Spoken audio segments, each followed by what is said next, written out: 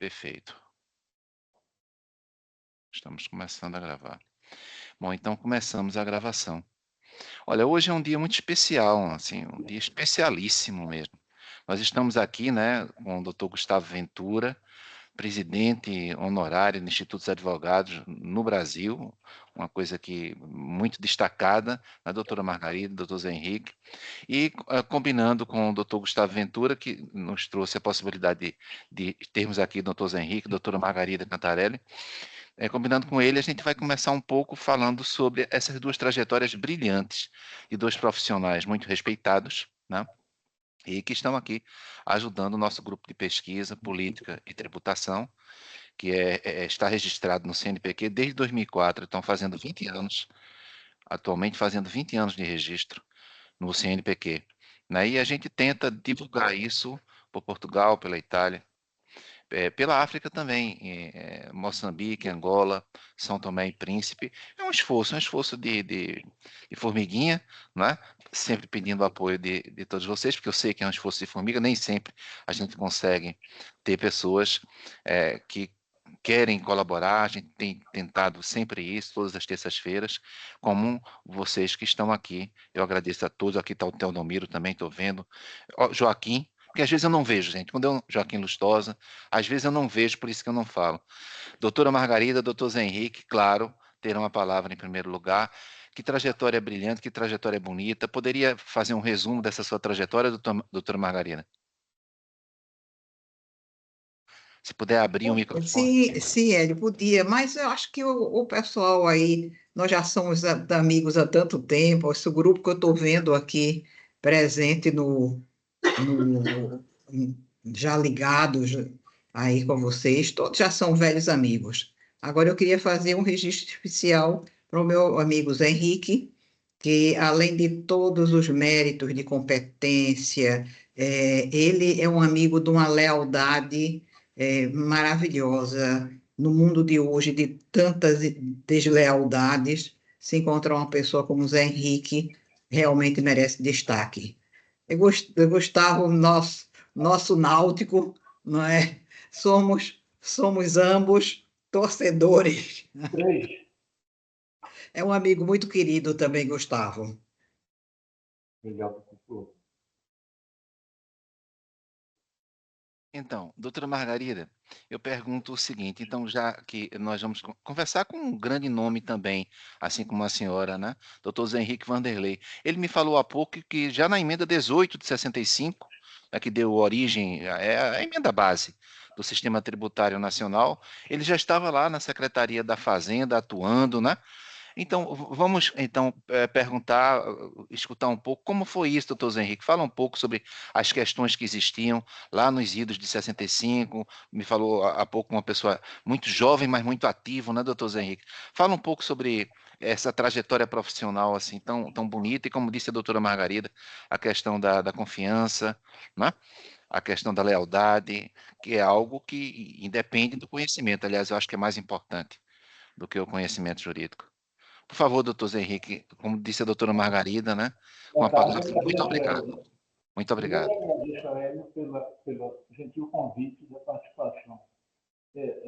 Até referência à Margarida, quanto a ela, dispensa apresentações. Gustavo, igualmente. Mas eu gostaria de dizer que, naquela época, para grande satisfação minha, fomos contemporâneos. Eu e Margarida fomos contemporâneos da Faculdade de Direito do Recife naquela época. Desde então, formou-se uma amizade que perdura dos anos 60 para 2024. Não vou nem dizer quantos anos são em homenagem à nossa querida Margarida, mas, na Não verdade, faço essa conta mais, não faço essa não faço. conta. Basta dizer que foi do Muita século XX. calculadora aqui para fazer esse cálculo. Mas, na verdade, naquela época, nos anos 60, na Faculdade de Direito, eu comecei a trabalhar na Secretaria da Fazenda. E comecei a ter uma participação mais efetiva. Era um momento muito turbulento e adveio, então, a emenda constitucional número 18, que deu uma modificação muito importante, eu diria, definitivo para o regime tributário nacional. Outro dia eu estava lendo uma referência que Heródoto, já no 484 a.C., já dizia: pensar o passado para compreender o presente e idealizar o futuro. Eu acho que é muito importante uma referência a essa emenda constitucional número 18, porque houve uma modificação fundamental no sistema tributário nacional. Até então, os impostos que eram cobrados eram impostos absolutamente antigos e que já não atendiam, já, naquela época, às exigências para efeito de atendimento ao bem comum. E a emenda constitucional número 18 trouxe uma modificação fundamental no principal imposto cobrado pelos estados. Até então era o imposto sobre vendas de consignações, um imposto cumulativo, que agregava tributo a cada operação realizada, levando a preços absurdos. Veio a ideia, então, de implantar no Brasil um imposto não cumulativo, que na época era o ICM, Imposto sobre Circulação de Mercadorias. Mas foi importado de experiências passadas, principalmente na Europa, para um imposto que era utilizado em estados unitários. E se prestava muito bem, como se presta, de resto, até hoje, por quanto, pelo sistema, ia se deduzindo nas operações subsequentes os impostos pagos nas operações anteriores, fazendo com que não houvesse um encarecimento de preços e tornasse possível as operações que se realizavam subsequentemente.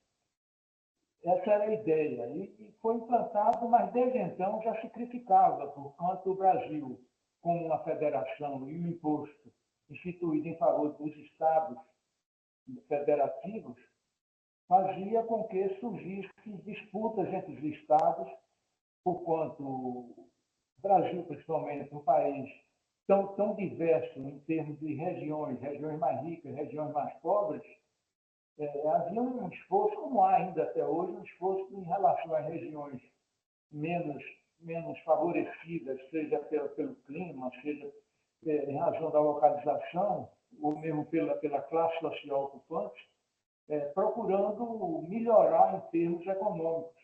E a forma mais importante que os estados dispõem atualmente é no sentido de conceder benefícios fiscais a novos empreendimentos que viessem a se instalar nos estados menos favorecidos. Isso gerava, em relação ao ICM e posteriormente ao ICMS, quanto mais adiante foram agregados os serviços de telecomunicações e transportes, isso criava um problema sério, porquanto a concessão de benefícios fiscais normalmente eram representados ou por isenção tributária ou pela concessão de créditos presumidos. E na fase subsequente da comercialização dos produtos, esses créditos não eram admitidos ou eram rejeitados pelos estados submetidos ao processo subsequente de comercialização. Daí surgiu a chamada guerra fiscal, que se tentou resolver através de conselhos fazendários, reuniões de secretários da Fazenda, mas nunca chegou a um denominador comum, porquanto havia necessidade da implantação desses benefícios, de um lado, para o desenvolvimento regional, e havia recusa dos estados mais desenvolvidos que recebiam esses produtos em não reconhecer o crédito, porquanto reduzia a sua arrecadação tributária. Isso foi se agravando e hoje todos nós somos testemunhas dessa guerra fiscal ocorrida, né? E que agora, com a emenda constitucional nova, 132, se não me engano, ela procurou resolver, tentar solucionar esse problema a partir do momento em que criou o destino como o destino da mercadoria como a finalização do processo tributário, uma tentativa de equalizar esse processo, consolidar a legislação junto ao governo federal porquanto até então eram 27 regulamentos tratando diferentemente dos problemas fiscais de um mesmo imposto, com repercussão nos 27 estados. E estamos diante agora dessa reforma tributária, que começou, não concluiu ainda, porque as leis complementares destinadas a regulamentar a matéria ainda estão em discussão no Congresso Nacional, mas que há uma esperança, pelo menos, de que venha a solucionar essa pendência, sem prejudicar, obviamente, o desejo natural e legítimo dos Estados menos desenvolvidos, no sentido de crescerem economicamente. Resumindo, é esse o quadro que eu poderia fazer a respeito. Perfeito. Doutor Zé Henrique, eu pergunto então o seguinte: o senhor foi presidente do Instituto dos Advogados de Pernambuco, assim como sempre falou há pouco, como o doutor Silvio Neves Batista e também o doutor Gustavo Naventura. Aí eu pergunto, Gustavo, a você. Você me falou que é presidente honorário do Instituto dos Advogados do Brasil. Explica melhor isso, por favor, porque nós estamos com essa tentativa de aproximação com o Instituto dos Advogados para efeitos acadêmicos, né? Eu acho que é perfeitamente possível um juiz que, como professor, se aproxime para efeitos acadêmicos de um instituto como o de vocês, o Instituto dos Advogados de Pernambuco. Fala um pouco sobre o Instituto dos Advogados, que teve como presidente o doutor Zé Henrique, e essa sua posição de presidente honorário aí, nacional. Muito obrigado, Gustavo. Muito obrigado, doutor Zé Mais Henrique. antigo do que a OAB, não é, Gustavo? Mais Bem antigo que eu mais, vi, doutor Margarida, exatamente, exatamente. Isso mesmo. professor Hélio, professora Margarida, doutor Zé Henrique. Primeiro, eu sei que tenho aqui um momento muito feliz também. As figuras que eu tenho muito respeito. O doutor Zé Henrique, para mim, é o principal advogado do meu estado. Ele fica um pouco envergonhado quando eu digo isso. Na minha opinião, o maior advogado de Pernambuco chama de José Henrique Vanderlei. Digo isso no Náutico, digo isso no Instituto. Para mim, ele é o principal advogado do meu estado, com alguma folga. E tenho, ainda torço para o melhor time, que é o Náutico, e ainda é meu amigo. Então, eu não tenho que reclamar disso. A professora Margarida, ela recebeu com muita honra, com muita alegria para nós, conferir ano passado a medalha Flávio Queiroz, a Instituto de Advogados de Pernambuco, no ano passado, em 1962 anos. E essa professora presidiu um órgão fundamental para o Brasil, que é o Instituto de História Geográfica de Pernambuco. Esse instituto que o Brasil reconhece ele, o da Bahia e o do Rio de Janeiro, como os três grandes institutos de História Geográfica do Brasil. Então, Pernambuco deveria dar muito mais atenção a essa entidade pernambucana que é o Instituto de História Geográfica. E, professor, em relação aos institutos, eu vou tentar aqui dividir esse trabalho da seguinte forma. Primeiro, existem 4 institutos históricos do país, criados ainda no século XIX. O primeiro, o Instituto dos Advogados Brasileiros, de 1843. O segundo, o Instituto dos Advogados de Pernambuco, de 1851. O terceiro, o Instituto dos Advogados de São Paulo, de 1874.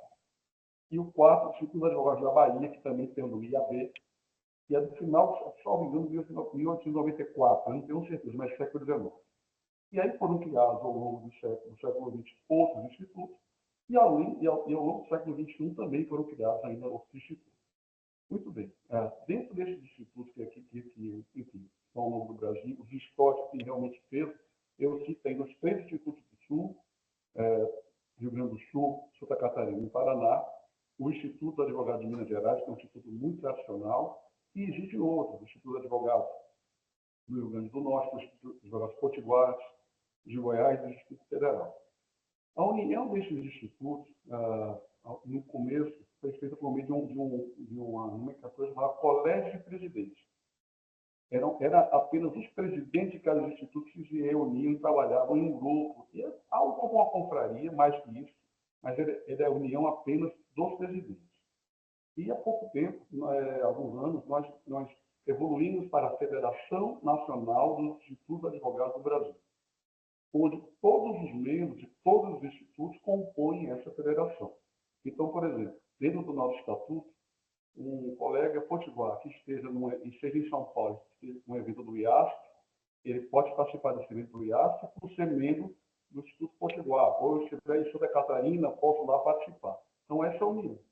E há 2 anos, ou 3 anos, em verdade, a Federação Nacional dos Institutos de Advogados do Brasil, ela foi inserida no Estatuto da Advocacia, na lei da Advocacia Brasileira, como membro honorário do Conselho Federal do OAB. Então, quando eu estive na presidência da federação até janeiro deste ano, eu ia ao Conselho Federal do OAB como membro honorário. Agora, atualmente, o presidente Felipe Martins, que foi presidente do Instituto de Advogados de Minas Gerais e é professor da FMG.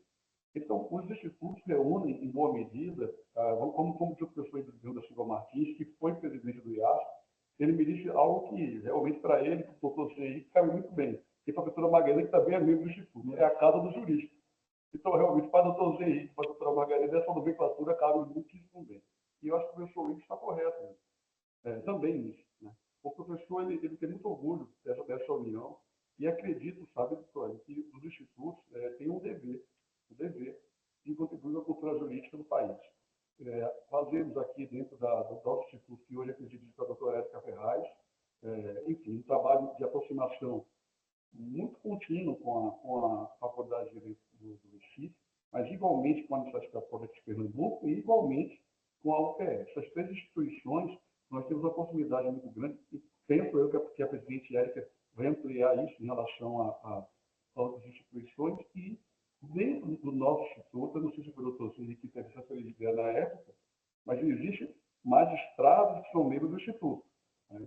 Não meramente advogados, mas magistrados e promotores, pelo nosso estatuto, podem compor o Instituto. Por exemplo, o doutor Júnior Figueiredo, que hoje é advogado, ele ingressou no Instituto como desembargador do Tribunal de Justiça do Estado. Então, apesar da nomenclatura de advogado, eu entendo que no nosso caso, o Instituto aqui, que tem 173 anos, e, poxa, eu não posso nem dizer nada da alegria que tem de ter presidido o Instituto por 2 mandatos por 4 anos. Ao lado do doutor Henrique, a doutora Margarida, o doutor Jones e tantos outros, o professor Sidney Batista. Né? É um instituto, que eu diria, muito ativo, que realiza reuniões mensais, fora todos os eventos paralelos. São várias comissões temáticas que reúnem grandes advogados e grandes juristas do nosso Estado, professores das principais faculdades do nosso Estado, e eu posso me dizer, sem medo de errar, que o Instituto de Advogados de Pernambuco está entre os 3 institutos de advogados do Brasil mais ativos. Tá? E isso se dá não só pela tradição jurídica do nosso instituto, mas se dá muito especialmente pela grande qualidade dos membros do Instituto de Advogados de Pernambuco. Eu tenho 2 detalhes que podem demonstrar o poder do Instituto, além da presença do professor Silvio, da professora Margarida e do professor Henrique no Instituto. É que na sala onde ocorreu a primeira aula de Direito em Pernambuco, no Mosteiro de São Bento, tem uma placa do Instituto de Advogados de Pernambuco celebrando o primeiro centenário das aulas, em 1927. E eu espero que o nosso Instituto, daqui a 3 anos, os irmãos do Mosteiro de São Bento permitam a gente colocar uma nova placa, a placa dos 200 anos. A OAB se iniciou dentro do Instituto de Advogados de Pernambuco, era o Instituto da Ordem dos Advogados. Até pouco tempo, não tanto tempo assim, metade dos membros do Conselho Estadual eram membros do Instituto de Advogados de Pernambuco. Então, acredito que o nosso papel, eu, muito mais contribuindo com o professor Henrique, a professora Margarida, o professor Silvio, etc., e a doutora Érica, que é a atual presidente do Instituto, é permitir que essa longa trajetória de realizações permaneça. E para nós, eu tenho certeza que a doutora Érica não pensa de maneira diferente, é uma honra poder estar cada vez mais próximo da academia. É o nosso, inclusive, eu diria que isso é o nosso dever. Então, eu não vou perder a oportunidade, né? Se eu estou diante de um instituto com tanta tradição, até anterior ao AB, eu vou perguntar para vocês, na área tributária, pelo menos desde a emenda 1865, na perspectiva de tão experientes advogados, né? Quais foram as principais questões que vocês, no caso que o doutor Zé Henrique, Gustavo, doutora Margarida, levantaria? Porque eu posso ter uma perspectiva, a minha, mas certamente não é necessariamente a perspectiva de vocês. Poderia falar de fim social, de PIS, COFINS, mas eu queria que vocês falassem um pouco sobre quais foram as principais questões tributárias nos últimos 60 anos, né, desde 65, Quais seriam essas principais? Antes de nós começarmos a falar sobre a emenda constitucional 132, né, de dezembro do ano passado, que, claro, é também objeto da nossa atenção, sobretudo nas questões mais amplas, mais gerais, né, que é que o objetivo principal aqui do nosso grupo de pesquisa, né? Mas eu queria ouvir um pouco sobre isso. Quais foram, doutor Zé Henrique, doutora Margarida, doutor Gustavo, na perspectiva dos advogados, as principais questões fiscais, principais questões tributárias dos últimos 60 anos, desde a emenda 1865? Poderiam fazer um breve resumo, apenas aquilo que efetivamente lembram, não mais do que isso. Eu diria, Zé Henrique é que pode falar sobre isso. Tá certo. eu Né, diria Gustavo? Passamos para ele a bola. mas eu precisaria fazer uma segmentação, né? Porque no ramo do direito tributário há muita, talvez as discussões mais acesas sejam em relação ao imposto de renda, principalmente, que é uma questão que sempre se repete, né, sobre a capacidade contributiva no Brasil para pagamento do imposto de renda. O segundo, em relação ao ICM, o ICMS, que é o problema dos créditos fiscais, da utilização, por conta de um sistema que está sendo corrigido agora com a nova emenda, com a emenda constitucional nova. Em relação ao ICMS, na não cumulatividade do ICMS, o pressuposto é que se recupere os impostos que são pagos nas etapas antecedentes. E a legislação do ICM ela é muito na busca de aumento de arrecadação, ele sempre foi no sentido de vedar a utilização de créditos, de produtos, de matérias-primas, de produtos intermediários utilizados na produção de mercadorias novas, vedar a utilização de crédito desses produtos quando eles não integram o produto final. Quando, na verdade, dentro de uma visão mais moderna do direito tributário, deveriam ser recuperados todos os créditos de produtos adquiridos pelo contribuinte para ensejar a produção de produtos posteriormente comercializados.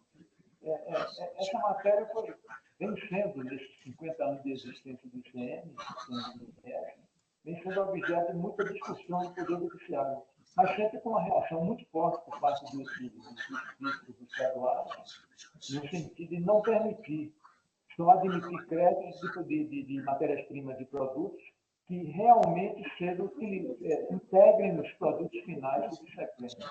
Até hoje não há ainda um entendimento mais ou menos pacífico em relação a isso, em relação ao ICM. E no imposto de renda é a capacidade contributiva, porque não entra na cabeça de ninguém que uma pessoa que ganha um salário mínimo ou pouco mais seja contribuinte de um imposto sobre renda, quando renda pressupõe muito mais do que o salário recebido pelo trabalhador. Esse é um ponto que deveria ser e não está sendo ainda discutido, porquanto nessa reforma que está sendo feita ainda não se entrou na parte referente aos impostos sobre a renda, está se discutindo só o imposto sobre o patrimônio, mas é um assunto que deveria já há muito tempo ser discutido e enfrentado efetivamente. Como eu repito, não há sentido de se exigir tributação de salários correspondentes a valores que mal dão para a manutenção de uma família. Esse ponto é importantíssimo.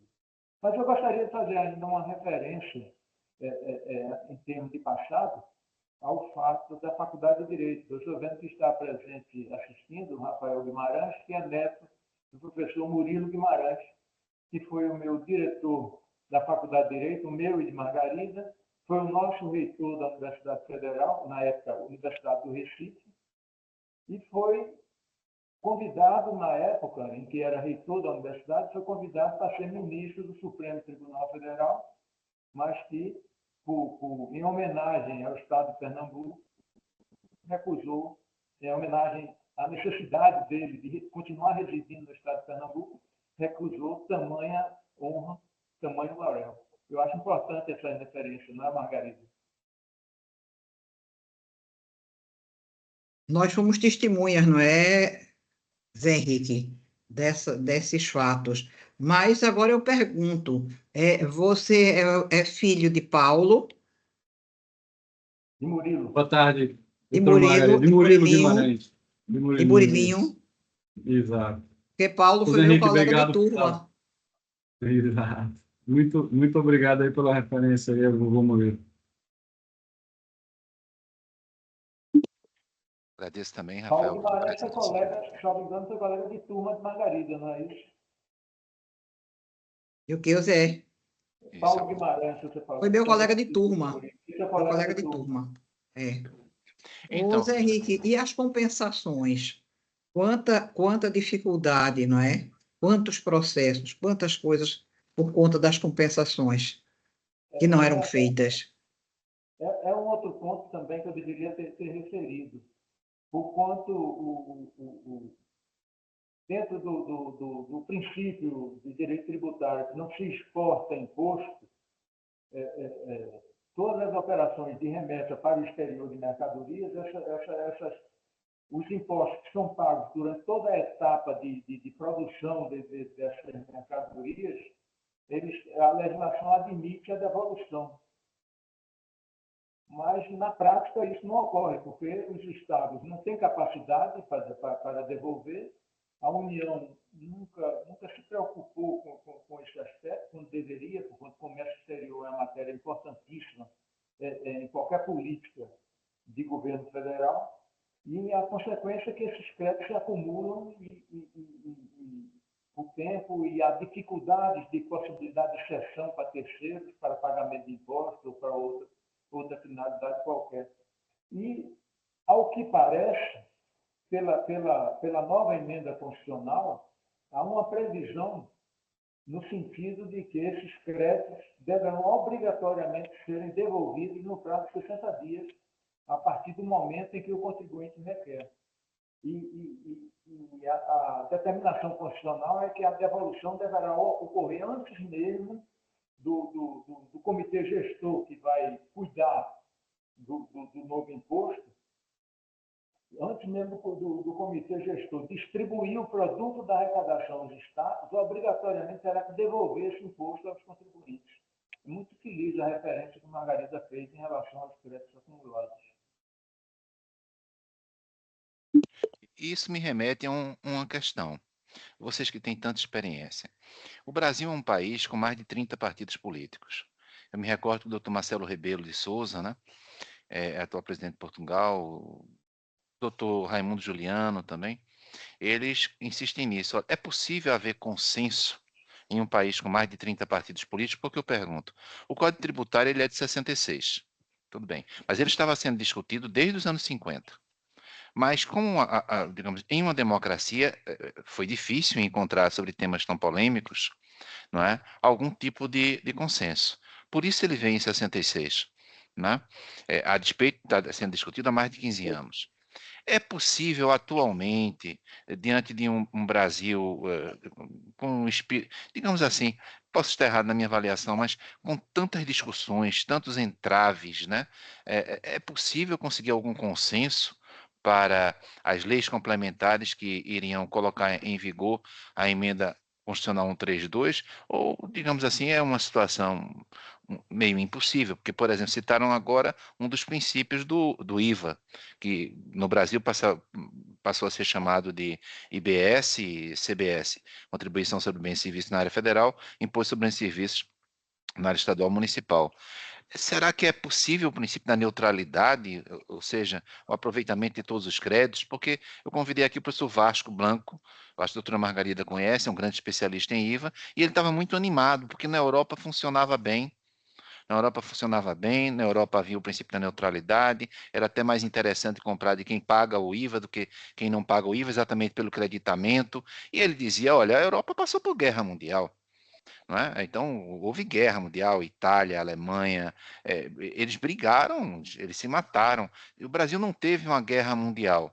Então, no Brasil deveria ser mais fácil esse tal do princípio da neutralidade, com compensação de todo o tributo anterior, do que na Europa. Por que é que vocês não conseguem? E aí?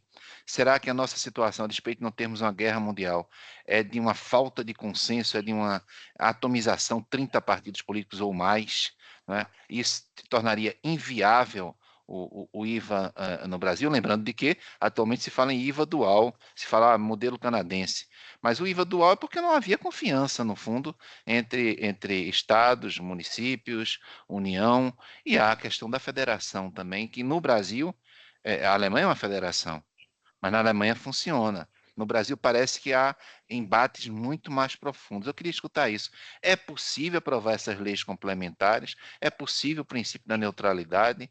E aí, doutor Zé Henrique, doutora Margarida, doutor Gustavo, a minha impressão é que vai ser muito difícil a aprovação das leis complementares e a aplicação das mesmas. Você lembrou bem, me ocorreu, não me lembro se foi De Gaulle ou qual o presidente da França, que dizia que era muito difícil dirigir um país que tinha 300 tipos de queijo. Então, quanto mais nós temos 30 partidos, eu acho que é mais difícil do que os 300 queijos franceses diferentes, né? Mas se nós não. É também o problema muito do federalismo brasileiro, né? Aí nós vamos remontar a Constituição de 1824, que agora nós estamos revisitando, é uma palavra que eu não gosto, mas nós estamos revendo e analisando a Constituição de 24, quando foi colocado o Estado unitário com a excessiva concentração de poderes no imperador. Então, a partir daí, nunca se conseguiu reatar bem, mesmo na Constituição da República, com Rui Barbosa querendo colocar o modelo americano, mas o grande problema da gente é que nós temos uma federação de fachada, de nome, e não há na consciência federativa do que é realmente uma federação. Então, eu vejo mais do que nos partidos nesse falso modelo, ou não muito ajustado modelo de federalismo brasileiro. Os meninos é que eu fiquei na minha história, vocês é que venham para o presente.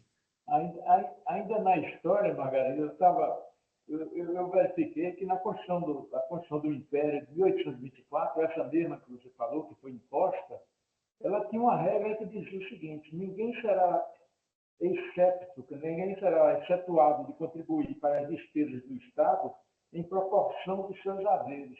Quer dizer, a preocupação da capacidade contributiva já existia na Constituição de 1824. Sabe, porque já existia isso na Declaração de Direitos do Homem e do Cidadão da Revolução Francesa.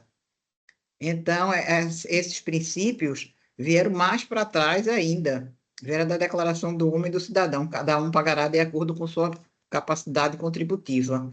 E, então, nas declarações de direitos que foram inseridas nas constituições, aparece isso, quando a gente vê que, na realidade, é muito discrepante da regra desejada desde os iluministas, na hora que a soberania deixou de ser do poder real e passou para a soberania popular.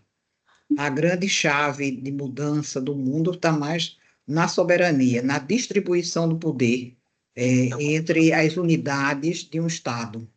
E aí a coisa complica, porque note, é muito comum na Europa se falar que você só deve pagar um tributo se você votou por esse tributo. Só que nós estamos criando agora, o doutor Zé Henrique falou há pouco, uma coisa chamada comitê gestor. Então, note, nós temos eleições para vereadores, prefeitos, governadores, deputados estaduais, deputados federais, mas não temos eleição para o comitê gestor, que parece, por essa emenda constitucional 132, que fecha muitos poderes.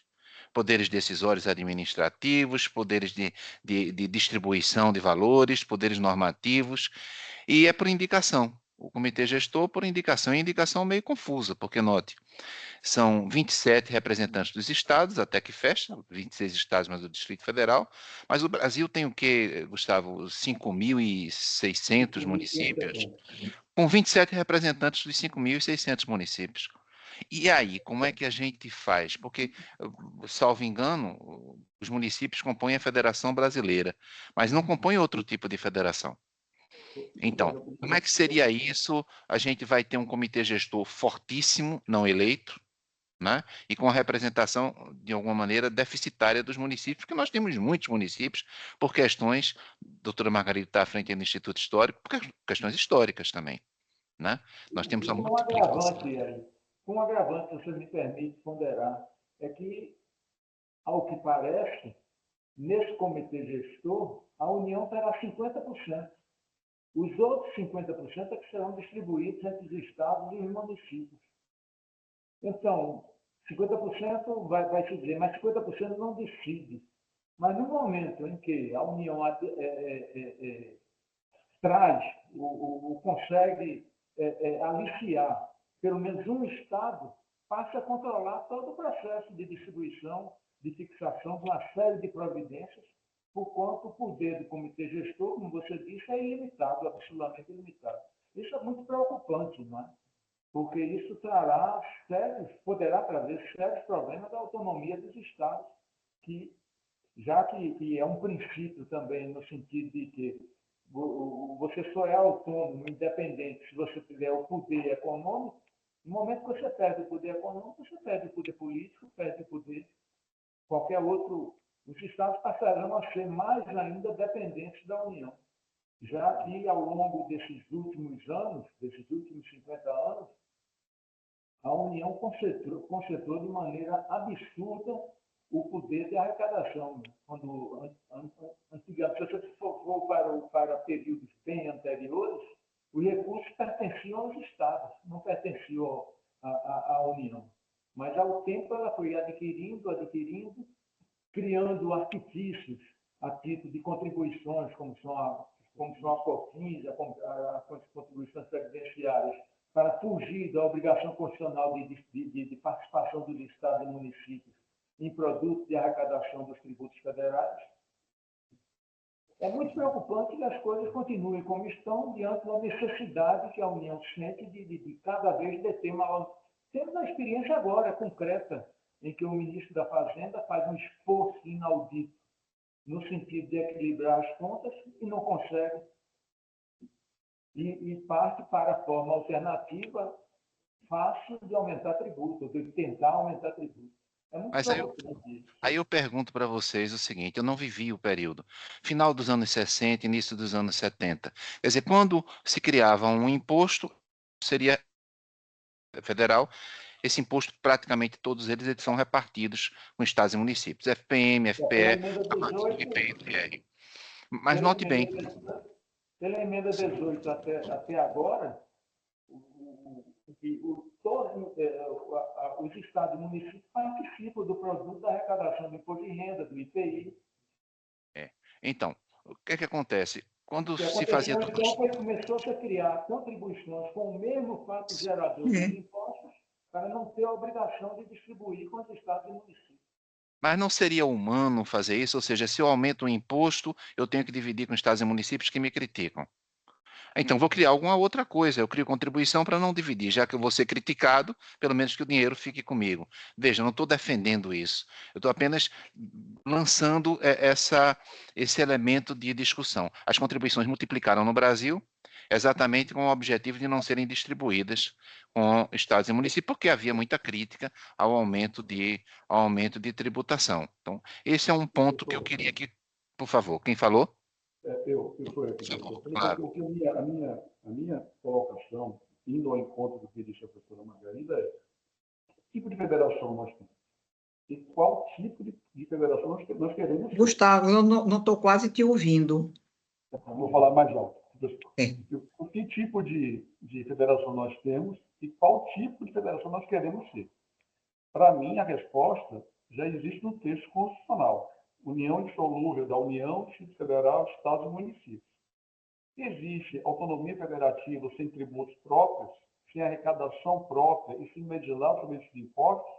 Essa é uma grande pergunta, porque eu recentemente estive com o professor Ives tratando sobre isso, e com a extinção do ICMS e do ISS, em tese, não seria em tese o problema, mas a perda de autonomia, de competência tributária, sim.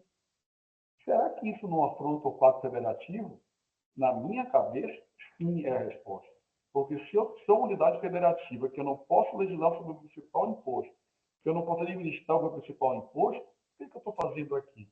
Como disse o governador Caiado, eu vou receber uma mesada em outra medida.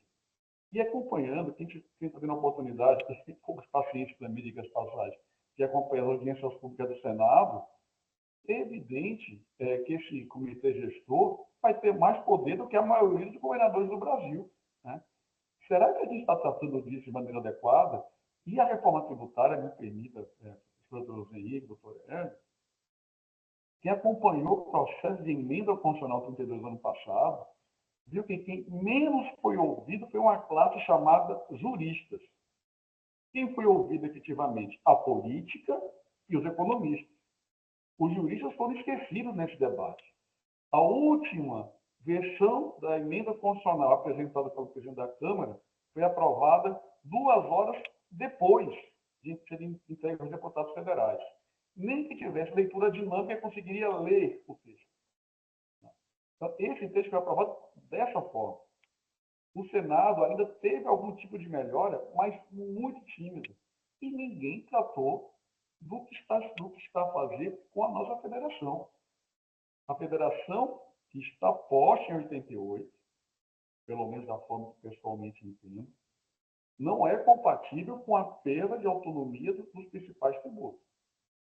Eu entendo que é verdade que os estados, de alguma medida, criaram esse programa para eles próprios, ao dificultar, como disse o professor Henrique, a questão dos créditos.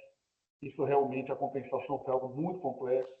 Os estados exportadores de matéria-prima ou de produtos minerais, como Mato Grosso, Pará, Maranhão, sempre criticaram não ter crédito de ICMS, e eram estados ricos, mas com uma arrecadação baixa, porque eles geravam muitas riquezas no estado e não ficavam com o produto da arrecadação. Não por acaso, na emenda Constituição, na lei complementar, desse projeto de lei complementar, tributa a exportação de produtos minerais, está escrito isso no projeto na lei complementar 68, da PLP 68. Então, esse sistema federativo, ele foi muito maltratado. Professor, sobre esse tema, eu lhe proponho a convidar o professor Roque Antônio Carrasco. Ele tem uma opinião muito crítica na forma da emenda ao desrespeitar o nosso pacto federativo. Quem tem uma opinião semelhante a isso é o professor Ives Gandra. E quem tem também uma opinião semelhante a essa é o professor Paulo de Barros Carvalho. Então, Gustavo, primeiro, né, doutora Margarida, doutor Henrique, convidem, então, o doutor Eu acho que a hipertrofia do Poder Executivo Mas posso lhe da fazer uma União pergunta, doutora está Margarida? anulando. Vocês estão vendo agora na segurança também. Claro que é um problema gravíssimo. Mas Mas posso lhe foi fazer no uma tributário, são avanços contra a autonomia dos estados. Mas eu pergunto, 65, tentando estabelecer um paralelo entre hoje, como o Gustavo falou, os juristas não foram tão ouvidos assim, está citando aí o professor Roque Antônio Carrasco, Evis Gandra, da Silva Martins, Paulo de Barros Carvalho, todos eles que puder trazer, Gustavo, eu agradeço. Agora, na emenda 1865, salvo engano, dos 6 juristas que participaram, das 6 pessoas que participaram da confecção do Código Tributário Nacional de 66, eram 2 os juristas principais, pelo que eu sei. Era Gilberto Ulloa e Rubens Gomes de Souza. Será que o que está acontecendo agora, né, não teria, eu não tenho como responder essa pergunta, não teria um paralelo ao que ocorreu em 65, quando Rubens Gomes de Souza, um grande jurista, Gilberto Ulloa, um grande jurista, mas foram 2 dos 6 que, de algum modo, elaboraram o projeto do Código final, né? Eram 2 juristas, o resto não era jurista. Será que a gente não está repetindo o que ocorreu no passado, eu não sei. Eu não sei se o doutor Zé Henrique, Gustavo, doutora Margarida, eu não vivi aquele momento, né? Então, será que nós estamos repetindo ou não algo diferente entre 2024, 2023 e 65, 66? Emenda 1865, Código Tributário Nacional de 66? Eu acho que não, né? O Código Tributário Nacional é um admirável código. Ainda hoje é atual. Não tem que mexer nele a não ser adaptá-lo às novas regras da emenda constitucional 123. Por conta os impostos mudaram de nome, mas as normas gerais de direito tributário são atualizadíssimas, se você considerar ainda hoje.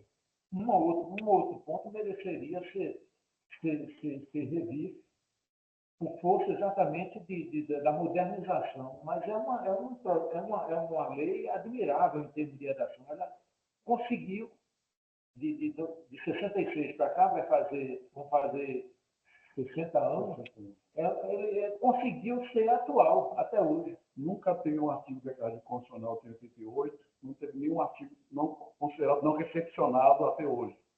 Ou seja, é uma norma excelente. Por curiosidade, o projeto de lei complementar, que não trata do Comitê Gestor, mas apenas da lei complementar, né, da reforma, tem apenas 514 artigos, fora os anexos. Né? Eu tive a paciência de ler esses 514 artigos. Até todos nós lermos, interpretarmos, criarmos relações de coordenação e subordinação com as normas de direito penal, com as normas de direito financeiro, com as normas de direito civil, com a norma de direito constitucional e com a norma de direito administrativo, nós teremos aí talvez uma década, 2 décadas de espaço de tempo para poder concluir esses estudos. E eu entendo que boa parte dos problemas do ICMS demoraram muito para ser resolvidos, mas estavam chegando à sua resolução. A questão do destino, a questão de uma qualidade melhor da garantia do crédito. E agora, o professor Hélio falou algo que pouquíssimas pessoas estão a dizer. São 5.570 municípios. Quem fala com esses municípios? Falar por São Paulo, por Rio, pelo Recife, vai até ser fácil.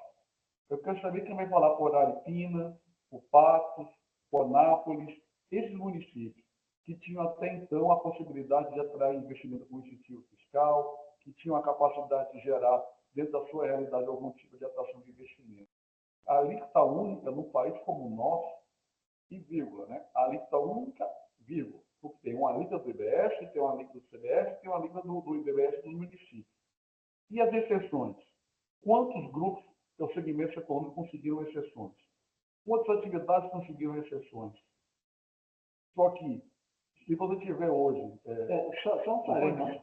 Exceções concedidas, mas que foram acrescentadas à alíquota. Inicialmente era 25 ou 26, hoje já está quase 30. Por quê? Porque cedeu em relação a determinados grupos. Não reduziu a arrecadação. O professor Zé está perfeito. Como vários grupos trabalharam, e aqui não estou entrando na legitimidade desse trabalho, para reduzir ou cair em regras de exceção, não tem um almoço grátis. Esse almoço vai ser pago por alguém. E esse almoço vai ser pago pelos demais. Então, e as pessoas falam assim, mas é muito bom não ter benefícios fiscais. A emenda constitucional e o projeto de lei 65 estabelece crédito presumido, isenção de imposto à importação e outros tipos de benesses para a Zona Franca de Manaus. Eu não estou dizendo que a Zona Franca de Manaus não mereça. Eu até entendo que aquilo ali é algo fundamental até para manter um povoamento importante numa região tão vasta do Brasil. A minha crítica não é essa. Agora, o Manaus merece? E será que Imperatriz do Maranhão não merece? Será que Picos do Piauí não merece? Será que Araripina e Pernambuco não merece? Quem vai investir nesses locais, fazer investimentos, atrair realmente investimentos, serviços de qualidade de vida, tendo que pagar a mesma alíquota de São Paulo, Rio de Janeiro e Belo Horizonte? Quem vai para lá? Esse é um ponto que é pouco debatido. Como é que os estados e os principais municípios entregaram de bandeja a sua competência tributária, os seus principais impostos, para um ente federativo que vai ter o poder de burocratas. Vamos dizer a palavra correta aqui. Ninguém vai ser eleito, como eu disse, para o comitê gestor, vão ser escolhidos entre pessoas de cada estado. Então, a gente vai querer entender, por exemplo, que o meu querido estado do Rio Grande do Norte vai ter a mesma capacidade de atração de investimento que o Santa Catarina, tendo a mesma alíquota. Senhores, isso vai ser uma... E também se esqueceu muito o problema regional, não é? Aquele intermédio entre União e as unidades federadas e municípios, a própria União Europeia depois reconheceu a necessidade e criou o comitê, o órgão regional. Tá muitos Brasis. Eu que viajo muito, que ando muito por aí, de vez em quando me surpreendo com outro Brasil que existe e que a gente nem sabe. Numa das minhas viagens assim mais arrojadas, eu fui para Alter do Chão, já quase fronteira do Pará com o Amazonas.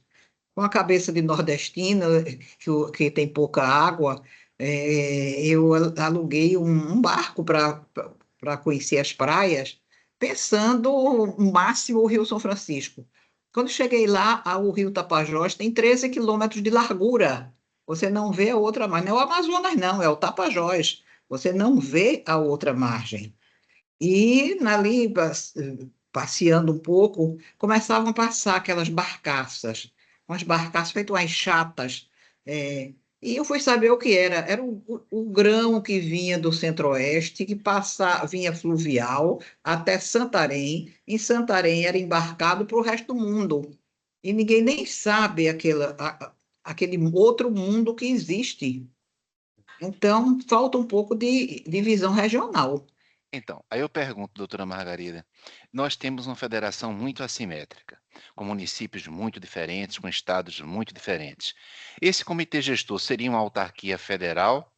Sendo uma autarquia federal, a competência jurisdicional para discutir essas questões relativas ao IBS, um imposto de competência compartilhada entre estados e municípios, iria para a Justiça Federal, que atualmente tem 6 tribunais regionais federais. Então, uma das alternativas que se apresenta, eu sei que Bem da época de que se pensava em região. Então, mas veja bem, então, admitindo que esse comitê gestor viesse a ser uma autarquia federal, a competência seria da Justiça Federal, com 6 regiões federais para julgar estas matérias. Só que eu percebo que há muita resistência a isso. Então, como poderia o IBS, o Imposto Estadual, Municipal, ser da competência para julgamento jurisdicional da Justiça Federal? Parece que, digamos assim, há quem advogue, muitas pessoas advogam, que deveria ser da competência da Justiça Estadual e, portanto, a natureza jurídica do Comitê Gestor não seria da autarquia federal, mas seria de algo equiparado a um Tribunal de Contas, tá bom? Uma espécie de órgão de auxílio do Poder Executivo Estadual. Mas onde é que está isso? Então, eu queria escutar vocês. Quer dizer, a saída seria com um comitê gestor ser uma autarquia federal, com a competência para os tribunais regionais federais, atualmente 6, ou essa não é uma boa saída, o ideal é permitir que os impostos, no caso, talvez o principal, imposto estadual, municipal, seja da competência dos 26 ou 27 tribunais de justiça, no caso distrital, e estadual. Como é que se resolve isso? Parece que também esse é um grande problema, não é? Eu queria escutá-los pela... Você imagine, se a gente está discutindo a jurisdição, quanto mais a miudeza, É, né? exatamente. E talvez, e aí vem a simplificação do sistema, se diz, olha, um dos grandes méritos da emenda constitucional 132 seria simplificar o sistema. Talvez não seja uma simplificação tão intensa assim. Talvez nós tenhamos as discussões do sistema anterior, que não eram poucas, com as novas discussões só começando, né? Aí, o Gustavo há pouco colocou que, olha, a gente tem leis complementares, são enormes. Eu tenho aqui, mas não dá nem para levantar. É um volume enorme. Mas o seu amigo Eric, né? Acho que vice-presidente do Instituto dos Advogados, ele fez uma ponderação que me ficou. achei muito interessante, eu coloco a discussão de vocês. Ele diz, olha, mas atualmente se atualmente temos 500 artigos, 600 artigos, atualmente nós temos 600 artigos em cada município. Então, em que pese não ser algo tão simples, o que está agora, porque não é, respeitosamente não é, mas atualmente o sistema ainda é pior, mais complicado, porque nós temos cada lei complementar dessa em um estado, em um município, 5.600 municípios. E aí, houve simplificação, embora não seja simples, houve simplificação, diante dessa situação, uma lei complementar nacional, o IBS refletindo a CBS, lembrando de que a CBS é federal e o IBS deve espelhar a CBS virá primeiro. Então, esse espelhamento terá de uma lei federal, né? Então, parece que também há esse outro problema, né? Mas é possível não ser assim dentro de uma federação tão assimétrica como a nossa? E aí eu chamo a atenção às lições de um meu orientador, do professor Diogo José Paredes Leite de Campos. Ele diz, olha, Hélio, na Europa, veja se... Eu sei que talvez para o Brasil seja meio difícil aceitar isso. Na Europa, quando surge uma legislação tributária, ele foi organizador da consolidação da legislação tributária em Portugal, as leis já existem, já estão lá, já tem uma certa decantação. E aí, quando se faz a consolidação, se pega tributos que já existiram. E aí você pega um jurista que quase dá nome a essa consolidação. Para impedir, atualmente é assim, né, no Brasil, então vários grupos de discussão. Para impedir que sejam tantos grupos de discussão, tantas pessoas discutindo, eu não sei nem quantas pessoas discutindo, né? E aí não há como fazer consenso com tantas pessoas discutindo, mas seria autoritário para os critérios do Brasil formar uma comissão de 6, 7, como foi o Código Tributário Nacional, né? Uma comissão de 6 pessoas. Isso é autoritário para a nossa realidade atual, mas será que a nossa realidade atual, não permitindo essas comissões de 6, 7, será que ela consegue produzir leis complementares sobre assuntos tão, ao meu ver, complexos? Eu espero ter deixado mais ou menos claro. A provocação, professor, na minha opinião, está perfeita. Olha, eu vivi até bem de perto a comissão dos notáveis do que fez aquele projeto da Constituição. E nada foi levado em consideração. Inclusive, o doutor Pinto Ferreira foi um dos membros dessa comissão de notáveis. Então, o Congresso fez como achou melhor, sem levar muito em consideração o que foi proposto pela comissão. Não foi Zé? Não foi Zé Henrique, mais ou menos isso? Então, eu tenho receio que a comissão faça e depois se desfigure de tal maneira que não fique nem em memória do que foi proposto. Eu vejo uma diferença, professor, né, em relação à CBS. Em relação à contribuição bem de serviço, é uma pessoa política apenas, é a União. Eu entendo que fazer a fusão do PIS, da COFINS e do IPI é bem-vindo. Acredito que isso é algo que contribui com o país e contribui com alguma simplificação. Me parece que isso aí, enfim, vai trazer vai até ficar mais simples, vai ficar mais complicado. É importante dizer isso também.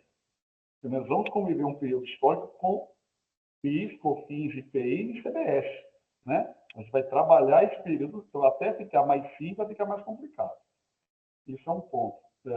Em relação à questão do IBS, ano passado, o que eu ouvi muito da imprensa, eu não vou classificar de notícia falsa, porque não era a ideia falar que era uma... Não se tinha a intenção de dizer uma falsidade, mas, ao mesmo tempo, não era verdadeiro. Coisas do tipo, essa reforma tributária está durando 30 anos que se quer fazer. Não aquela PEC 45. Se debatia a reforma tributária há 30 anos, mas não era aquele projeto de emenda constitucional, não aquele conjunto normativo que estava ali previsto. Temos que simplificar. Veja, em tese, alguém vai ser favorável.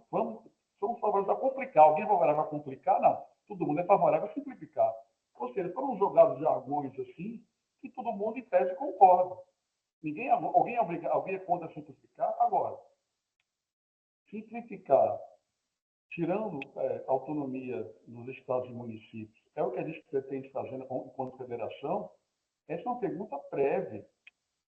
Se é o papel da República Federativa do Brasil tirar a competência dos estados e municípios. Isso é uma outra consideração. Esse tipo de debate, os juristas não foram ouvidos. Agora, eu vou talvez trazer aqui, professor Hélio, uma questão prática. Talvez para a advocacia tributária. Para nós não sairmos dessa questão que você colocou, Gustavo, o professor Vasco ele diz o seguinte: será que o brasileiro não percebe que o dinheiro é depositado diretamente na conta do município, diretamente na conta do Estado? Não há intermediação da União. Então, quando se paga o tributo, o dinheiro vai direto para a conta do Estado, direto para a conta do município. Ele diz: olha, isso não fere a federação. Bom, mas na perspectiva de muitos juristas brasileiros, não se pensa bem assim. Por que essa diferença de pensamento sobre federação? O Brasil não inventou a federação, o federalismo. Na Europa, a União Europeia é quase um tipo de federação.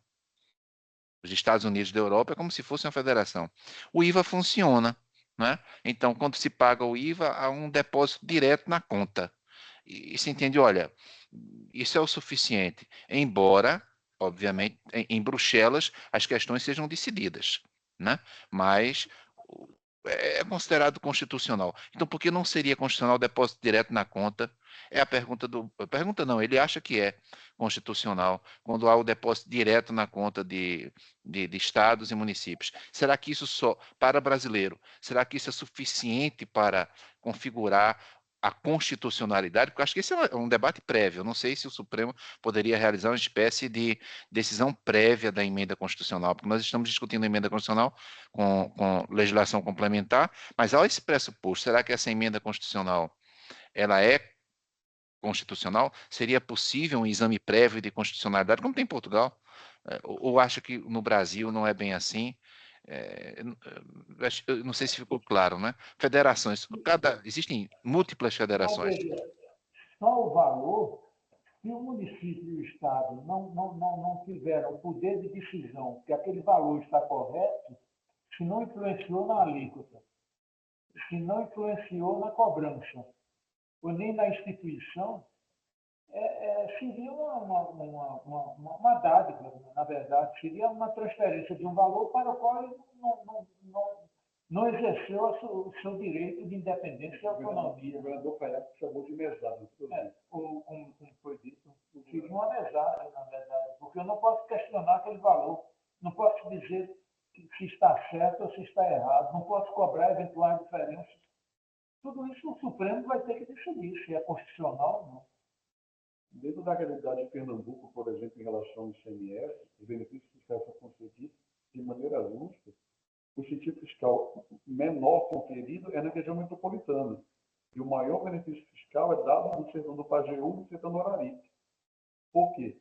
Mais distante do mercado consumidor, onde há o menor IDH do Estado, então maior incentivo. Veja, uma unidade federativa que tem 5% da população brasileira. Só um parênteses, Margarida vai gostar do que eu vou dizer. Esse processo foi criado na gestão de Everardo Maciel como secretário da Fazenda, em que era inversamente proporcional, quanto mais distante o município, maior o percentual a receber. Isso, para o Brasil, é muito mais complexo. E aí, indo ao encontro da provocação do professor Hélio, será que esses burocratas de Brasília vão saber onde fica Araripe, não saber onde fica Bodocó, Cabrobó, o Sertânio, ou as realidades locais? Isso, para mim, só vai trazer concentração de poder e o poder político. E, enfim, aí é um tema não jurídico, mas muito mais voltado até à filosofia, direito, eventualmente a própria sociologia, que quem tem poder não vai abrir mão dele mais nunca. Quando o Comitê Gestor tiver nas mãos esse poder, em boa medida, ele vai ser mais forte do que a própria presidência da República. Mas, Porque ele vai Gustavo, controlar 27 unidades federativas fora os municípios.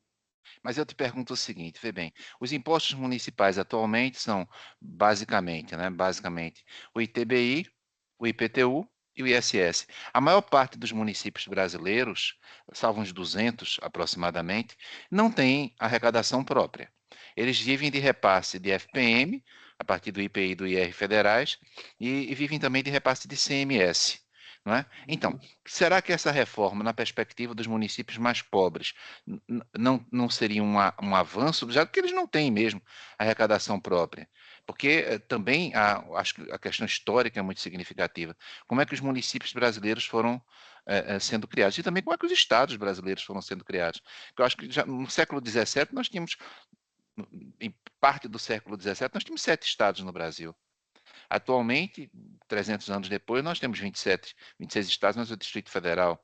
Eu não sei quantos municípios tinham, mas certamente a partir dos anos 70, 80, muitos municípios vieram se multiplicar, grande parte deles sem arrecadação própria. Então, será que essa reforma, digamos, agindo aqui como advogado do diabo, será que essa reforma não fortalece grande parte dos municípios que já não têm arrecadação própria? O que é que vocês acham? Eu tenho um pensamento diferente em relação a essa Muito município foi criado artificialmente, né, por razões políticas locais, que a gente já sabe que aquilo não teria. Em Portugal aconteceu recentemente uma coisa ao contrário. Houve a fusão de várias freguesias, inclusive sempre estou lá em Portugal, num lugar chamado Parede, no singular, agora Carcavelos Parede. Então, duas freguesias foram unificadas. Será que não? Agora ninguém vai querer abrir mão da sua Câmara de Vereadores.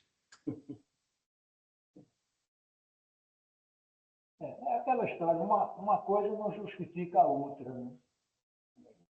Por conta desse argumento, que é um argumento forte no sentido de que os municípios são dependentes 100% de recursos federais, você está unindo municípios que não são dependentes e que, de outra maneira, poderiam melhorar a arrecadação.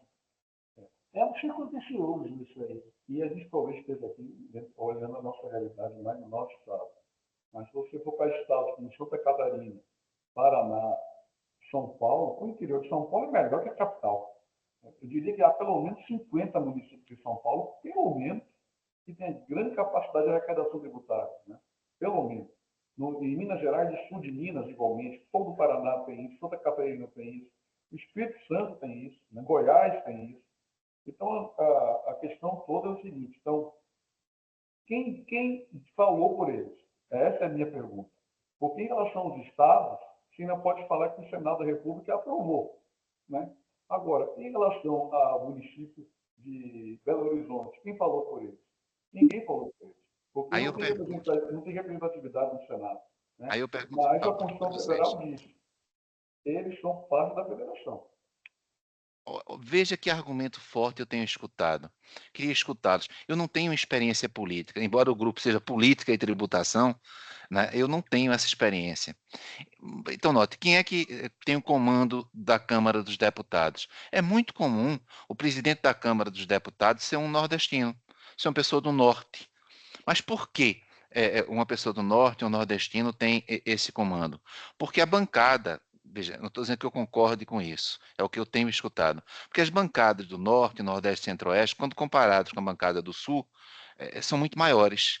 Então, concordando ou discordando, os representantes das regiões norte, nordeste e centro-oeste têm um certo comando da Câmara dos Deputados. E aí o Estado de São Paulo até reivindica alterar aquele limite máximo de número de deputados. E aí você pode dizer, então estão legislando em favor do Norte, do Nordeste, Centro-Oeste.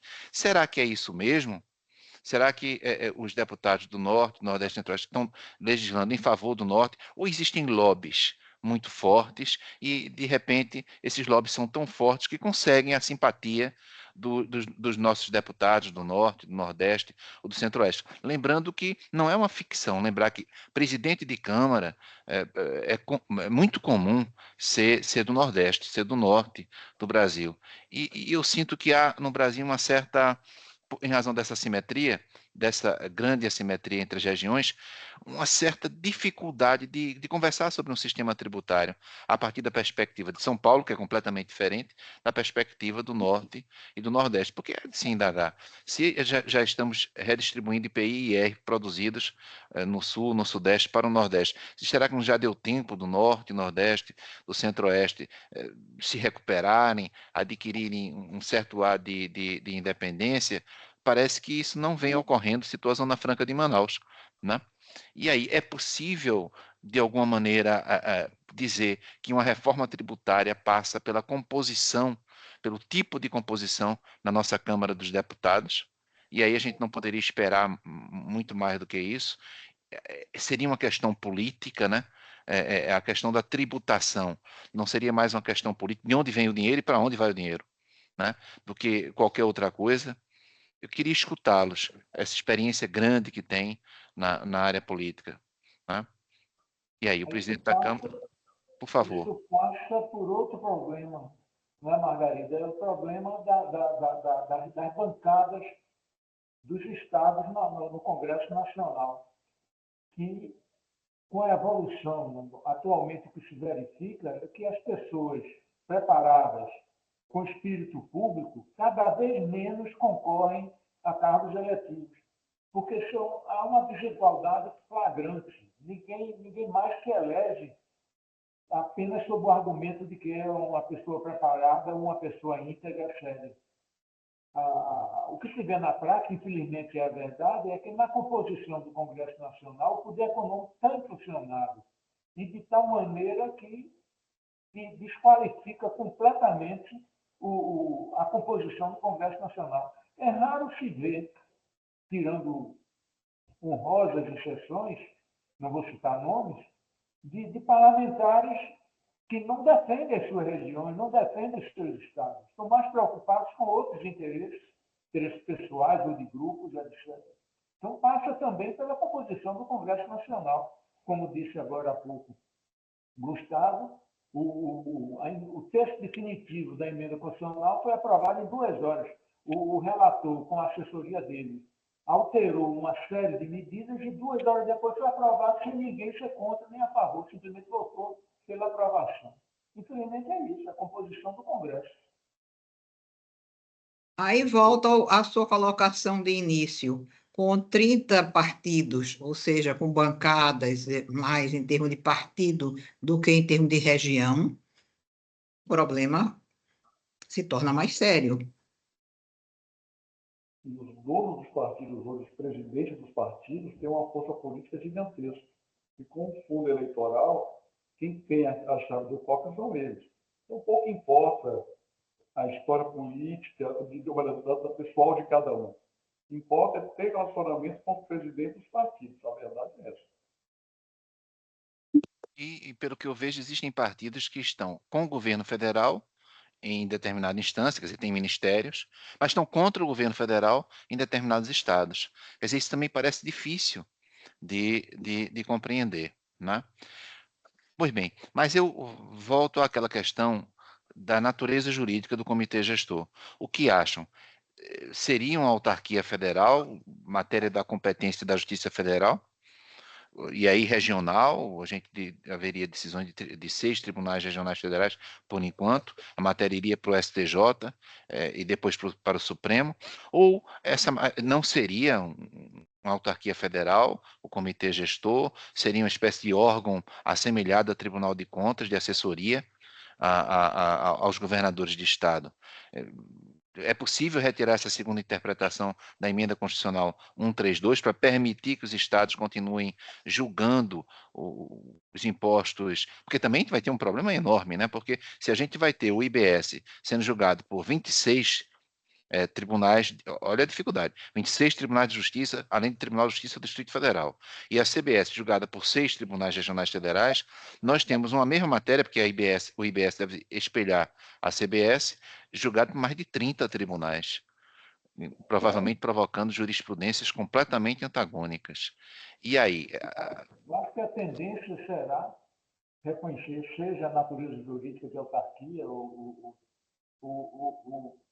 um novo nome, um novo que se crie, mas eu acho que a tendência será da Justiça Federal. Aí ainda vem uma outra pergunta, da Justiça Federal, de qual região, de qual estado deverá ser do Distrito Federal? Agora, também, aí talvez você possa esclarecer, Gustavo, se há alguma previsão de algum órgão administrativo vinculado ao comitê gestor para julgar numa primeira fase eventuais recursos de autos de infração e cobranças. Né? Esse é um Como outro será grande composto problema. esse órgão julgador administrativo? Esse é um outro grande problema, não sei se Gustavo concorda, porque atualmente nós temos os TITs, os Tribunais de Impostos e Taxas, os Tribunais Administrativos Tributários. O que eu tenho escutado é, de uma parte se diz, eles vão acabar, os TITs e taxas, os membros irão ser colocados em disponibilidade, e aí também o julgamento administrativo seria do Comitê Gestor. Uns falam isso. Outros falam que o Comitê Gestor seria uma espécie de segundo grau dos TITs e dos TATs. Eu também sinto uma grande insegurança jurídica, eu não sei o que o Instituto dos Advogados vem acompanhando, como é que ele vem acompanhando essas discussões sobre a justiça, o processo administrativo tributário. A federação, no passado e este ano, em geral, tem tido muitas reservas em relação, enfim, a esse conjunto normativo que está sendo criado. Se você analisar formalmente, o IBS é um imposto compartilhado de estados e municípios. Em tese, a competência tem que ser dos estados e municípios, a não ser que queira dizer que, na verdade, não é ou tem que ter um ex oculto, não é estadual nem municipal, na verdade é da União, mas colocado só de frente que é estadual e municipal. A lei fala imposto de competência compartilhada de estados, municípios e Distrito Federal. Então, por exemplo, Gustavo, sem te interromper a última vez, justiça eleitoral, eleições municipais. As eleições municipais, elas terminam sendo julgadas por tribunais eleitorais. Né? E a justiça eleitoral no Brasil, atualmente, é tida como uma justiça federal especializada. Então, as eleições são municipais, as eleições são estaduais, mas a justiça que julga isso é uma justiça federal especializada, a despeito da composição, né, de um tribunal regional eleitoral, de um tribunal superior eleitoral. Então, nós já temos essa experiência na área eleitoral. Eleição municipal, eleição estadual, com competência de um tribunal federal. Você tem juízes eleitorais. No primeiro momento, o julgamento é feito na zona eleitoral do município. Vai em grau de recurso para o regional, em grau de recurso especial para o Superior Tribunal Eleitoral.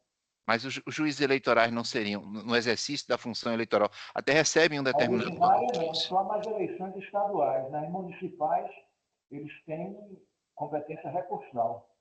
Não, mas eu digo o seguinte, o próprio juiz eleitoral, o juiz estadual, no exercício da função eleitoral, ele não estaria no exercício de uma função federal e por isso ele recebe até um determinado valor, um adicional. Eu sou magistrado, né? Eu sou magistrado há algum tempo e eu percebo isso, que há essa forte discussão, se a matéria é federal, porque não deveria, nas instâncias inferiores, também ser a matéria de juiz federal. E se diz, não, é porque na época que foi criada a Justiça Federal, ela não estava capilarizada o suficiente. Mas mesmo assim, esse juiz estadual ele está no exercício da competência federal e recebendo um valor por isso. A mesma coisa no que diz respeito ao desembargador.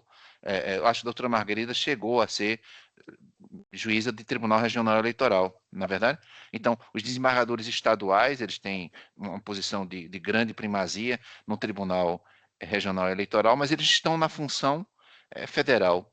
Então, será que esse modelo seria aplicado também? Você veja, só há um representante da Justiça Federal dentre os 7. Tem 2 advogados, né?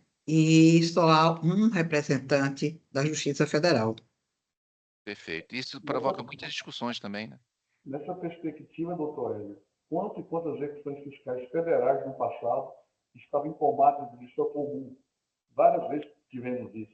Quando a Justiça Federal não era ainda tão disseminada no interior, eram nas comarcas enfim, Caruaru, de cidades menores, onde aconteciam as execuções fiscais da União.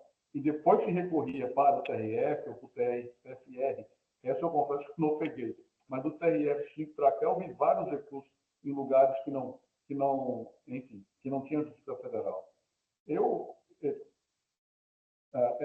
decisão da Justiça, se for na Justiça Federal, até que tem uma pergunta a ser feita. Será que a estrutura na Justiça Federal hoje, para atender tantos processos, e vão ter muitas demandas, né? Tem não, Gustavo. Já me intrometi aqui, tem estrutura não. Então, tudo em paz, tudo bom? Alegria. Também acho, Joaquim, se entrar mais, vai ficar mais complicado ainda. Desculpa aqui me interromper, Hélio, mas que sobre isso havia um grupo de trabalho na AGU para criar uma nova emenda constitucional, uma nova proposta de emenda constitucional para criar um órgão judicante. Mas isso não prosperou. Foi divulgado na imprensa, isso não prosperou. Porque realmente vai ficar, ninguém sabe quem vai julgar isso, né? Porque a reforma foi silente em relação a isso. E em relação, Hélio, só uma parte aqui em relação à justiça eleitoral, João Camilo de Oliveira Torres teve obras recentemente reeditadas pela Câmara dos Deputados, né? Ele observa a justiça eleitoral e ele faz uma observação muito, eu acho muito apropriada. Ele diz que o processo eleitoral no Brasil se judicializou. Ou seja, o processo eleitoral virou um processo judicial na qual o povo faz parte do júri. Ele faz essa analogia com o júri. Então, o povo é consultado, mas quem homologa o resultado é o juiz. No caso, os tribunais eleitorais, né? E por mais que haja recursos, por mais que a eleição, o Zé Henrique falou aí, eleição na zona eleitoral, lá no município, mas cabe recurso ao TRE e ao TSE, e não tem participação de juízes estaduais. Participação dos advogados indicados pelo presidente da República, os ministros do STJ e do STF. Entendeu? Só essa observação, viu, Hélio? Essa lição de João Camilo é muito importante. Ele faz essa observação. Ele escreveu isso contemporaneamente à própria criação da Justiça Eleitoral, né, que tem suas virtudes, a gente não vai negar, mas ela termina por retirar dos processos eleitorais locais, né, uma participação maior dessas comunidades locais, ao federalizar os resultados, né? Recentemente, há uns poucos anos atrás, o TSE cassou o mandato do governador do estado do Maranhão. São mais de 10 anos, já era Jackson Lago, ele cassou o mandato de Jackson Lago e entregou o mandato a Rosiana Sarney. Então, o que é isso? Foi uma federalização do resultado de um pleito local. Só essa colocação aí. Obrigado. Lembrando, doutora Margarida, doutor Zé Henrique, o Gustavo, que nosso recordista, ele fez aqui, ele apresentou uma brilhante tese de doutorado, aprovada. Eu pedi para que ele viesse aqui conversar conosco sobre a tese de doutorado, teve a simpatia de vir conversar conosco e foi recordista em visualizações. É impressionante. Com certeza. Com certeza. Obrigado, Obrigado, Hélio. Foi seu grupo que tem muita penetração em vários segmentos. Muito obrigado, Joaquim. Muito obrigado por ter vindo e por estar aqui. Não é, Gustavo? Doutora Margarida, doutor Zé Henrique, todos vocês. Joaquim é um amigo querido. Que legal. Da mesma forma, professor, da mesma forma. Muito obrigado. E Zé Henrique também, quero saudar os advogados, dois grandes advogados, né? Eu fui procurador da Fazenda por quase 13 anos e litiguei com todos os dois, eu de um lado e eles do outro. Perfeito. Não era fácil para a gente não, viu, doutor Joaquim? Não era fácil para a gente não. É tão bom quando tem, do outro lado, pessoas tão distintas, como esses dois advogados que estão aqui, facilita um pouco o nosso trabalho. Perfeito, doutor. É isso mesmo. E então, eu sei que o adiantado da hora, já estamos... Embora para mim nem tenha parecido passar 1h30, né? Impressionante, a conversa vem sendo tão agradável, né? Ainda está aqui o Alberto, da Secretaria da Receita Estadual de Pernambuco entrando. Olha, uma conversa muito agradável, que certamente poderia demorar muito mais, e eu espero que realmente nós tenhamos a possibilidade, sabe, Gustavo, doutor Zé Henrique, de continuarmos com essa aproximação com o Instituto dos Advogados de Pernambuco. Eu nem sabia que magistrados também participam do Instituto, vem ajudando demais essas conversas. A gente teve a possibilidade, né, Gustavo, de fazermos várias lives, e agora também a doutora Margarida, se puder participar sempre das nossas conversas, com a parte histórica, né? Olha aí, o Gustavo falou, eu realmente não sabia, está à frente do Instituto, né, doutora Margarida? Fala um pouco desse Instituto, para a gente estabelecer links, né, doutor Zé Henrique? Uma coisa fundamental, estudar a história, falando da Constituição 1824. Inclusive, nós temos documentos. O maior acervo do Instituto é documental. Então, a cada dia nós descobrimos, porque hoje se faz inventário dessa parte de documentos, registros e digitalização, não é? Nós temos descoberto coisas fantásticas, inclusive com relação à abolição.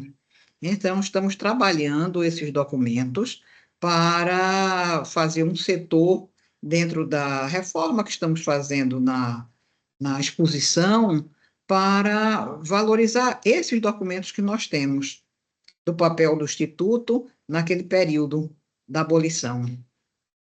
E fazendo uma modificação geral, porque eu acho que nós temos um compromisso muito grande com o século XX, né, Zé Henrique? Que foi o século que nós passamos a maior parte do tempo. E se esquece, se pensa que a história parou no século XIX. Não, nós já estamos já entrando no 2025 e o registro do século XX, aqui em Pernambuco.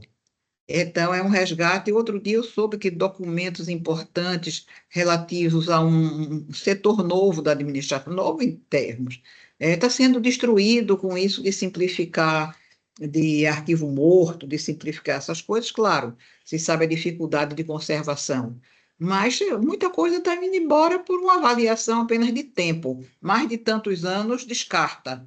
Não é assim. No meio desses documentos há muita coisa que não pode ser descartada. E temos resgatado esses documentos e aproveitado alguns órgãos que têm condições de digitalizar. Por exemplo, o Instituto Arqueológico conservava uma quantidade imensa de processos que há muitas décadas atrás, um presidente do Tribunal de Justiça ia mandar jogar fora. Então, o doutor Zé Antônio Gonçalves, que era o presidente, Zé Antônio Gonçalves de Mello, grande historiador, mandou recolher isso e foi guardado no Instituto durante décadas. Muito trabalhado por historiadores, por tese de mestrado, doutorado, em cima dos processos de inventário e testamento. Inclusive, recebemos estudantes e pesquisadores estrangeiros que vêm estudar o período da escravidão no Brasil, através dos inventários e dos testamentos. Recentemente foi celebrado um convênio com o Tribunal de Justiça, que tem máquinas boas no setor de memória. Nós entregamos esses documentos, ficamos com alguns processos em razão do valor histórico, como o processo da morte de João Pessoa, de João Dantas, o suicídio de Anaíde Beris, a hecatombe de Garanhuns. Então, são processos que têm um valor histórico inestimável.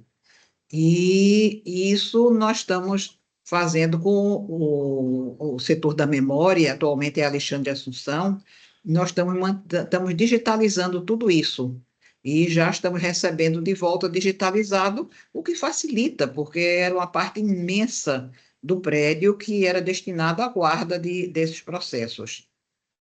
Esse é um resgate do século XX, mais do que do século XX, bem anterior, através dos processos. O inquérito do suicídio da Anaíde Beris foi descoberto por acaso. Nós sabíamos, estava separado de João Pessoa, de João Dantas, mas não se tinha ideia.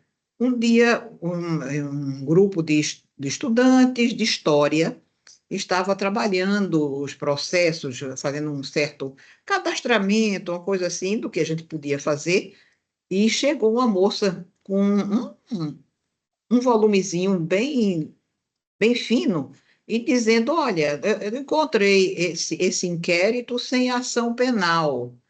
Eu, imaginando no tempo passado, quando nós começamos, Zé Henrique, ele disse, olha, às vezes quando tem mais de um volume, antigamente se colocava um barbante e tinha quase um prazo de costura, que é quando se reunia os diversos volumes de um processo. Vai ver que se desprendeu.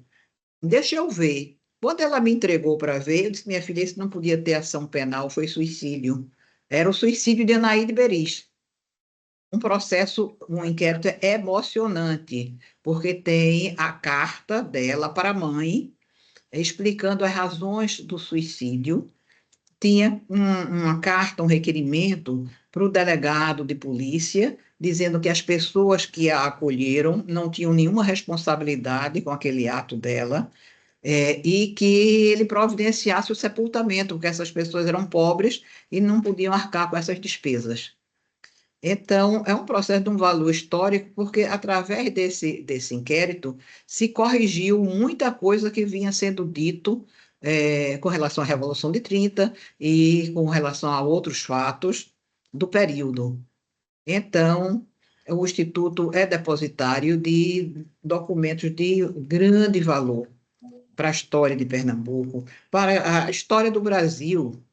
O Arquivo Nacional da Holanda, há uns 10 anos atrás, mais ou menos, solicitou cópias de um atlas que nós temos lá como, eu digo, a joia da coroa, a preciosidade, que é o Atlas Wigmans, que foi feito na época dos holandeses. Nós temos mapas do século XVII. Inclusive, o Arquivo Nacional da Holanda não tinha mais porque perderam na guerra. Então, vieram essas pessoas e não tinham publicado esses mapas da Companhia das Índias Ocidentais. Eles tinham conseguido resgatar tudo referente à Companhia das Índias Orientais, mas ocidentais faltavam 26 mapas. Eles souberam, através da Unesco, que o Instituto daqui tinha apresentado, na época a Unesco tinha um programa Memórias do Mundo Documental. Tem das cidades históricas, monumentos, mas eles fizeram também um projeto de documentos. E eu tinha apresentado esse atlas para ser registrado como memória do mundo, porque não é só do Brasil, não, é do Atlântico Sul. Vocês imaginem o nível de detalhe, de preciosidade. Tem a ilha de Santo Aleixo, já com este nome, Santo Aleixo. A parte do Rio Grande do Norte, de um desses mapas, o Forte dos Reis Magos, na sua versão original, como era, que foi depois um pouco alterado na versão original. Então, os holandeses, claro que de forma digital, nós cedemos as imagens, eles também nos cederam algumas que nós não tínhamos, e eu pedi apenas, claro que nós não íamos cobrar, eu pedi apenas que quando eles publicassem, registrassem o crédito, que aquele mapa estava no Instituto, e eles fizeram isso numa belíssima obra, um livro belíssimo, bilíngue, holandês e inglês, e me convidaram para ir ao lançamento do livro, que eles organizaram isso em poucos meses, que só faltava isso, esses mapas para serem publicados, para ser publicada a obra. E então eles estiveram aqui mais ou menos em junho e outubro, já estavam convidando para o lançamento do livro. Eu fui, dispensei a passagem, a hospedagem, porque afinal, na época, eu estava no tribunal e achei que não devia receber passagem de governo estrangeiro para uma coisa de história, que não era nem jurídico. Mas fui ao lançamento e me comoveu profundamente, porque a capa do livro é o Recife, o mapa do Recife. Então, nós temos coisas assim preciosas que precisa ser divulgado, que as pessoas precisam conhecer mais. No exterior, eles conhecem mais do que nós aqui. Então, doutora Margarida, se for possível, quando for possível, interessa, quer dizer, esse caso aí a respeito do assassinato de João Pessoa, as causas que foram imputadas ao assassinato, isso mudou a história da Federação Brasileira, porque com Vargas em 37, passamos a ter De João Pessoa e de João Dantas.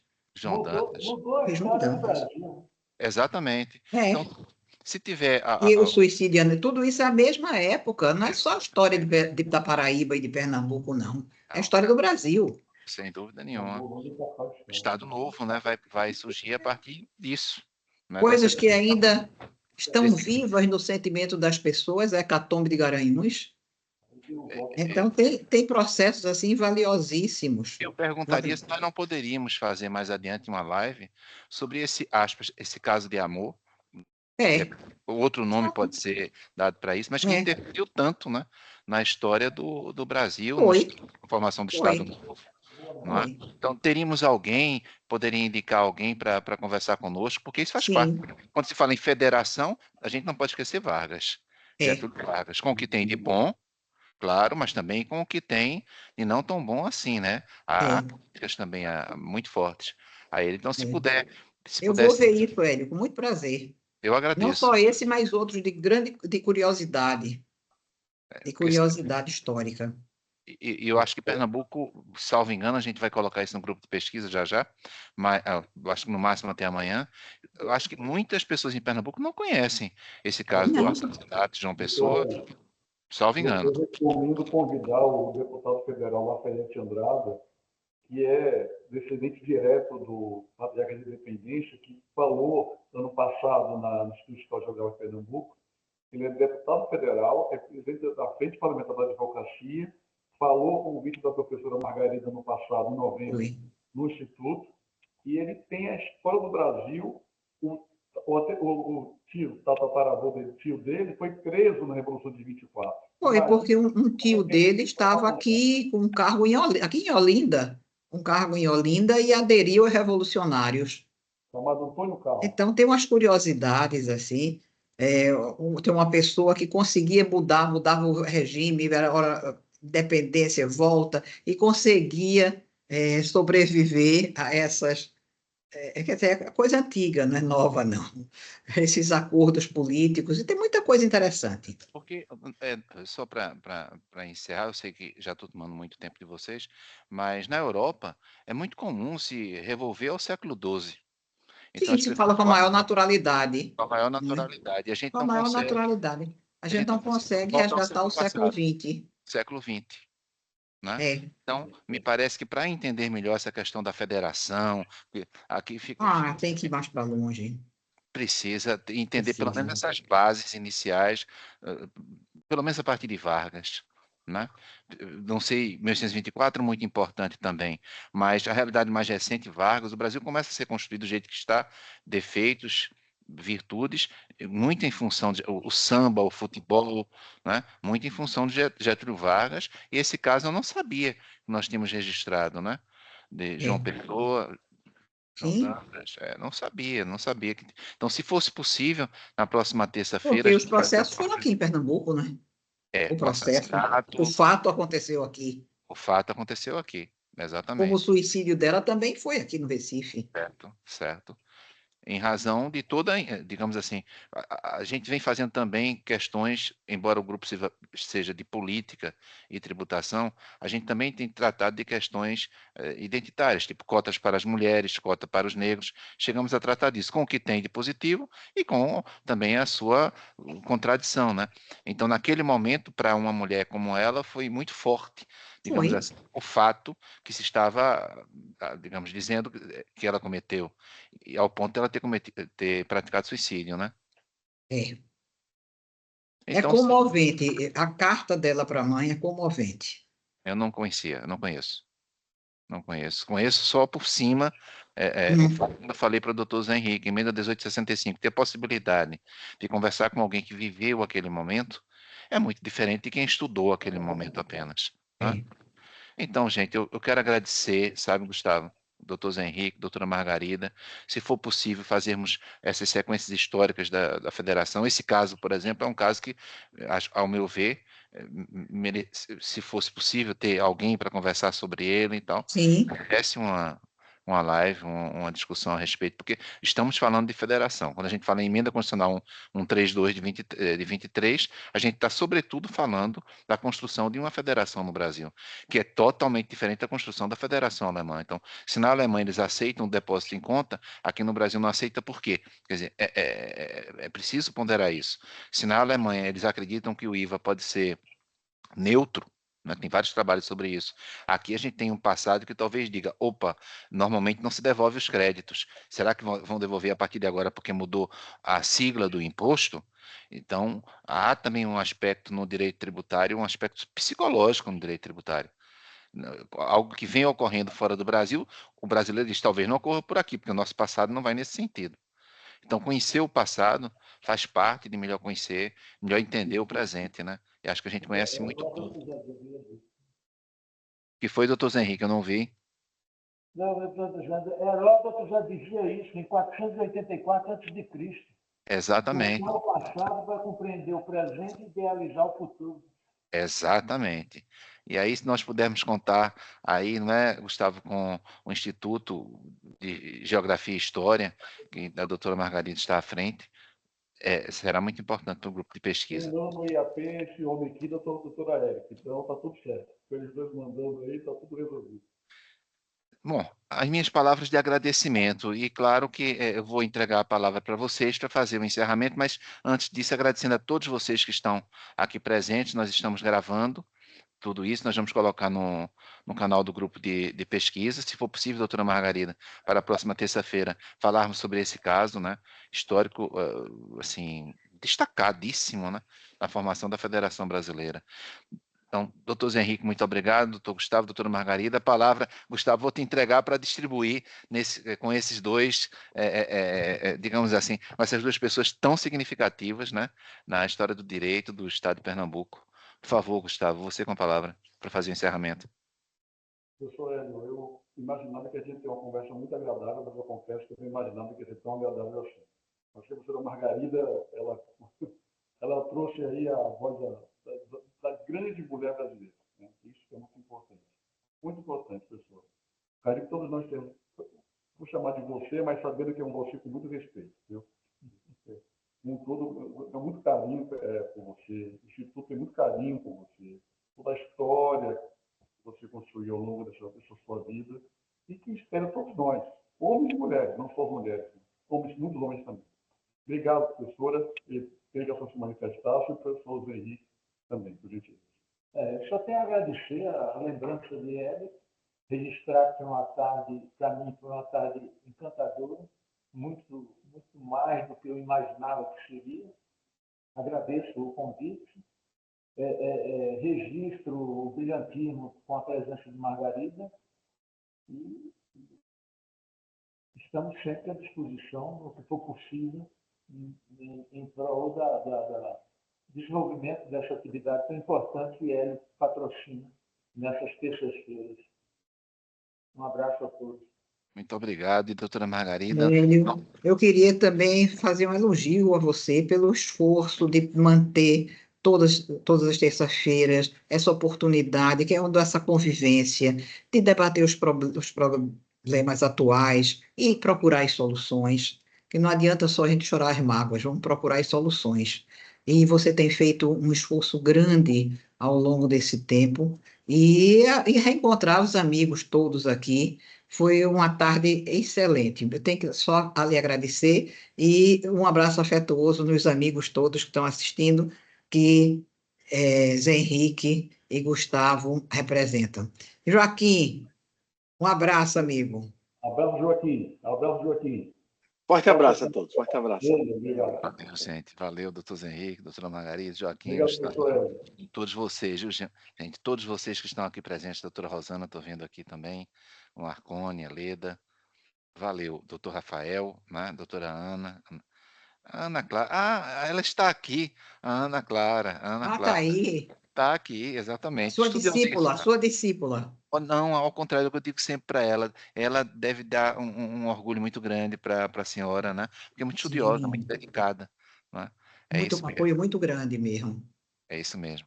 Valeu, gente. Muito obrigado para todos vocês. Na gravação agora. Muito obrigado.